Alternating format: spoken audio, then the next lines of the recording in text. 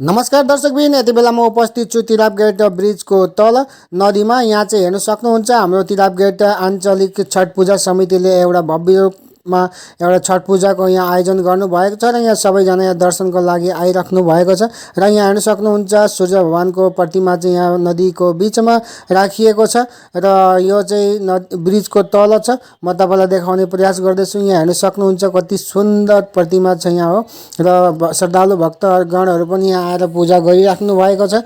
र हेर्न सक्नुहुन्छ यहाँ कति सुन्दर मूर्ति हेर्नुहोस् त नदीको बिचमा राखिएको छ। र प्रत्येक वर्ष यहाँ छठ पूजाको आयोजन यसै प्रकारले भइराखेको छ र हामीहरू पनि यहाँ दर्शन गर्न आइराख्छौँ प्रत्येक वर्ष। र आज चाहिँ यहाँ हेर्न सक्नुहुन्छ कति सुन्दर देखिएको छ आज चाहिँ। र यहाँ हेर्न सक्नुहुन्छ यो माथि चाहिँ ब्रिज हो। यो ब्रिजको तल यहाँ जस्ट तल यहाँ हेर्न सक्नुहुन्छ प्रतिमा यहाँ विराजमान राखिएको छ नदीको बिचमा। र यो चाहिँ हो घाटामा नाम्ने सिँढी। यो सिँढीबाट म माथि उठ्दैछु र माथिको अलिकति भ्यूज तपाईँलाई देखाउने प्रयास गर्दैछु ब्रिजको माथि।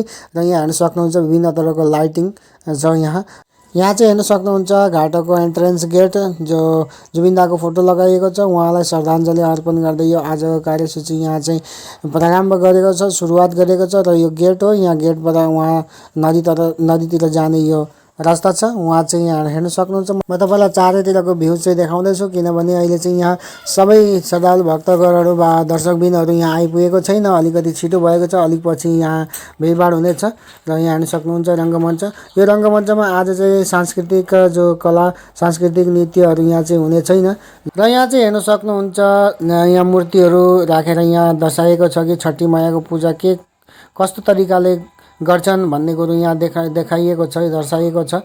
यहाँ घर छ र चारैतिर मूर्ति छ र आँगनमा कस्तो तरिकाले पूजा गरिन्छ त्यो पनि मूर्ति राखेर यहाँ देखाइएको छ। र यतापट्टि हेर्नु पर्दाखेरि नदीमा जाँदाखेरि टोकरीमा प्रसादहरू लिएर कसरी जाइन्छ त्यो पनि देखाइएको छ। र यता चाहिँ हेर्नु पर्दाखेरि यहाँ बच्चाले खेल्ने केही सामानहरू यहाँ राखिएको छ। बिक्री गर्नेले यहाँ बजार खोलेर राखेको छ, दोकान खोलेर। र अहिले चाहिँ बच्चाहरू पनि त्यति नआएकोले गर्दाखेरि दोकानको पनि साह्रै बिक्री भएको जस्तो चाहिँ लागेको छैन मलाई। र यहाँ चाहिँ हेर्नु पर्दाखेरि सबै मूर्तिहरू बाहिर राखिएको छ र घर पनि छ। आँगनमा पूजा पनि गरेको जस्तो यहाँ मूर्तिले दर्शाइएको छ। यो चाहिँ पूजा कसरी गरिन्छ त्यसको विधि विधान यहाँ सबै मूर्तिको द्वारा देखाइएको छ।